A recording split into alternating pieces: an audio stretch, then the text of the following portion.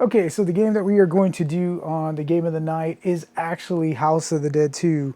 Again, this was another game that was on my list. I knew of House of the Dead 1 when it came out, but to me, House of the Dead 2 was kind of like I guess that next evolution. It just like really got, I don't know, the game was just like really cool. The cabinet was cool, all that stuff. Now, originally this one, like where the Darth Vader is, was supposed to have like, if you look at the Darth Vader, he's kind of lit underneath.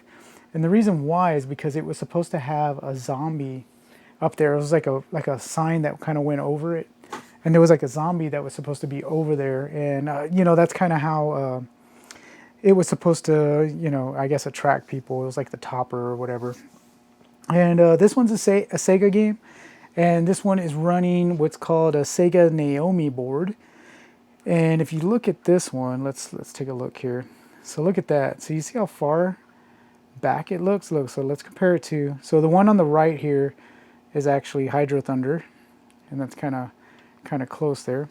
But look, you see how far, like this game is like real close, and then this one looks like it's real far away. And the reason why is because I don't know if we can adjust this right now. No, we can't. But inside, and actually I wonder if I was to get a light, I could probably show you guys. Let me grab a light real quick. But the reason why is because there's a monitor, and it's on the bottom of the cabinet. And then it has a mirror that is actually making the monitor look like it's further than what it is. I don't know, let's see if we can shine this light. I don't know if it'll actually, I don't know if it's actually going to be bright enough to see it in there. It's kind of hard to see. Oh yeah, you can kind of see it on the left-hand side. Let me go ahead and just kind of adjust it just a little bit. We're going to zoom in a little bit.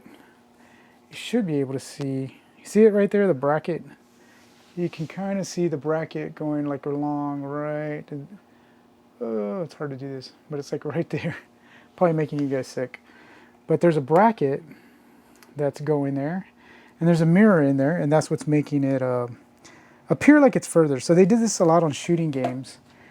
And they did it so that way they could create a game that's not so deep as far as like the cabinet size, but it would look deeper for like a shooting game.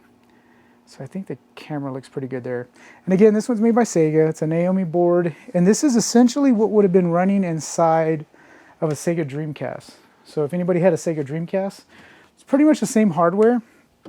I want to say this had like a little bit more video RAM in it, but it's pretty much the same thing. So this board set would have been around the same time as like Crazy Taxi and stuff like that. So let's see, we got it kind of there. And the thing I like about this game, so I'm just gonna hit start. So let me see. I didn't show you the guns. Those are the guns. We're meeting G over there. See, focused. All right, cool. So the thing that I loved about this game is kind of like the cheesy campiness, is the voiceover acting is like terrible. And in this game, if you don't know, you just shoot at the screen at the different zombies, and then you shoot off screen to reload. So essentially you have unlimited bullets. Please be safe, G. And then every now and then they have people that you have to rescue. How could anyone? Or see, like that person's dead.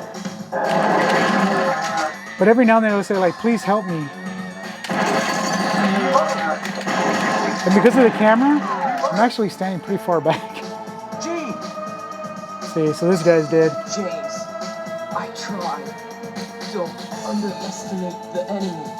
James. So we're going to put one credit in and just kind of see how far we can get.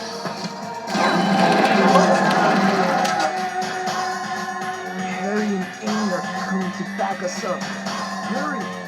Go! Thanks, G. So that guy's dead. I don't want to die! So we weren't able to save him. My God. See, look, my God. Oops. And that's the other thing. If you shoot the person, then it goes against you. And you can shoot pots, and it gives you like bonus and stuff.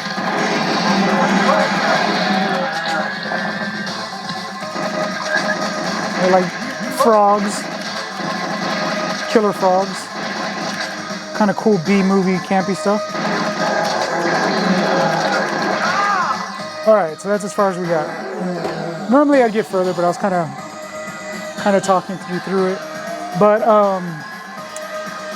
the bosses, some of the gameplay and stuff was kind of similar to part one, except the stuff was a little, I don't know, a little bit more polished. The 3D game models had a little bit more polygons and whatnot, just because it was a newer game. But look, you see how it has the different pathways? So the thing I do like about this game is it rewards you for basically playing better. So like those people that you save, if you were to save them, like there was 2 people that we ran into so far.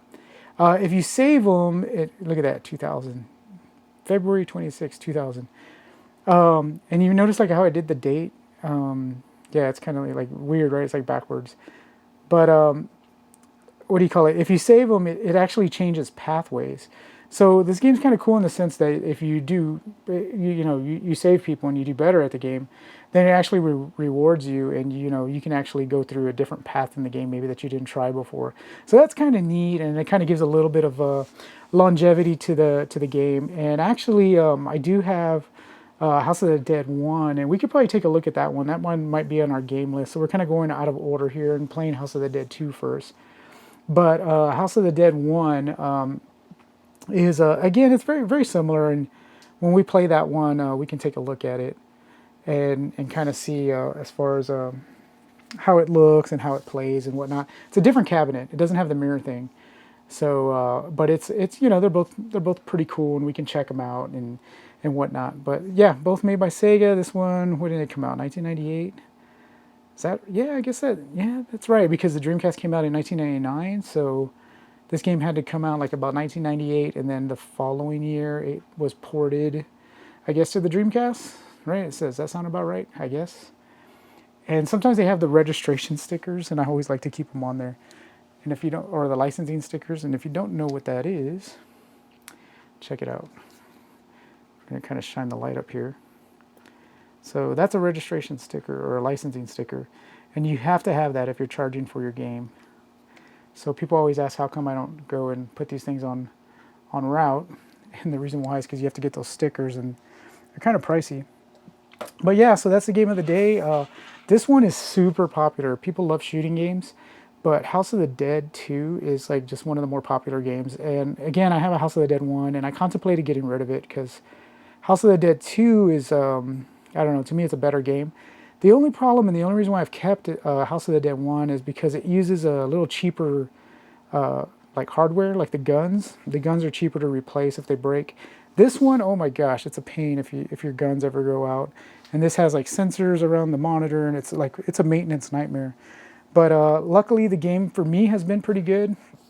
I bought it from a guy, and he was real upfront about it, gave me a fair price, and the game's been really, really good to me. So it's one of those things that I'm gonna keep, because my niece Raven, she just loves this game, and I always joke about getting rid of it, and she's like, no, that's my favorite game. And even though she doesn't play it anymore, she plays Minecraft now. I still think that around Halloween time, which is coming up, I think it's going to be, probably played a little bit just because it has the zombies and whatnot.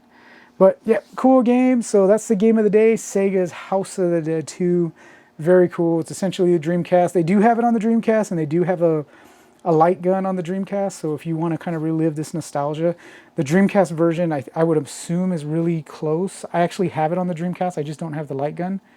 So I kind of wanted to get it on the Dreamcast just to kind of compare the two and see how close they are.